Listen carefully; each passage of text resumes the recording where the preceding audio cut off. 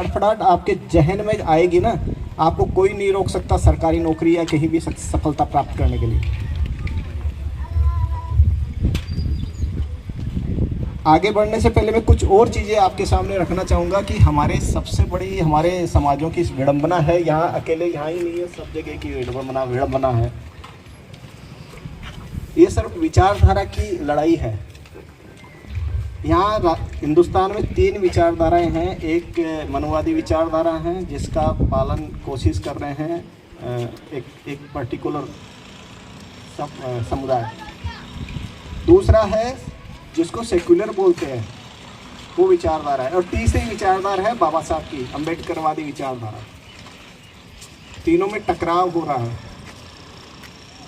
पहले एक जो सेक्युलर जो ताकतें थी वो अपने आप को सो कॉल्ड सेक्युलर ताकतें बोलती थी और वो एक सत्ता में बनी हुई थी, सत्ता रोके हुई थी।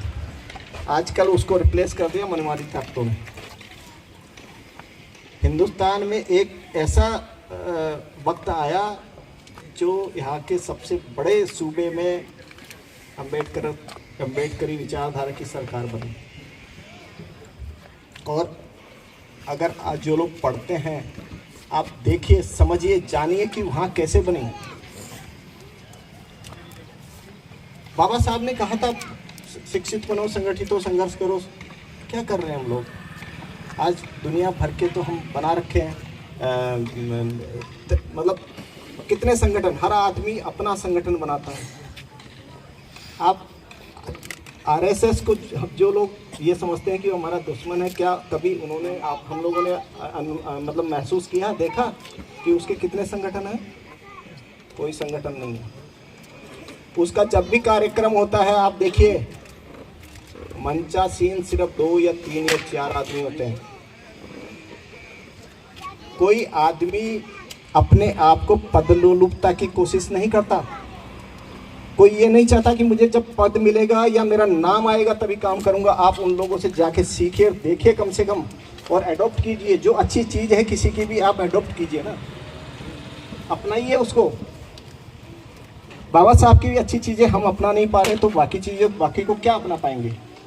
वो क्या कर रहे हैं वहाँ पे? कोई भी आदमी आप देखेंगे, अगर महसूस करेंगे और जानेंगे, कोई पद के लिए नहीं करता, कोई माला के लिए नहीं करता, कोई कुछ नहीं। बड़े से बड़ा और छोटे से छोटा आदमी भी सब बराबर है। जो लोग हैं वही हैं, मतलब 2-4।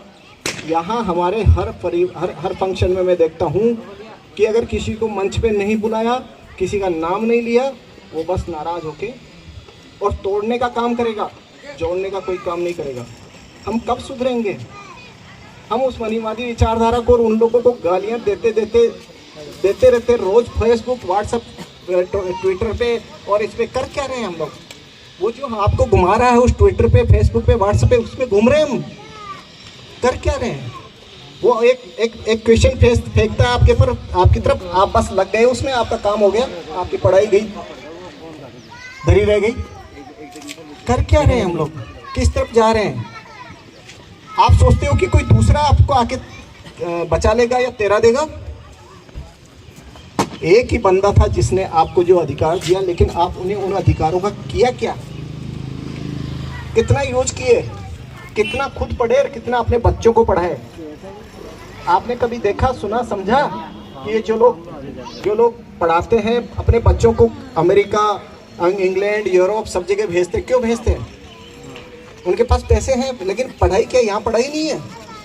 बाबा साहब जब बाहर जाके पढ़ के आए तो उन्होंने देखा कि बाहर क्या चीज़ है, क्या समानता है, और उनको जब मौका मिला, आज तो मुझे नहीं पता कि अभी किसी को मौका मिलेगा कि नहीं मिलेगा, देने देंगे या नहीं देंगे। आज तो हम लोग सब डिवाइडेड है, बटे हुए हैं।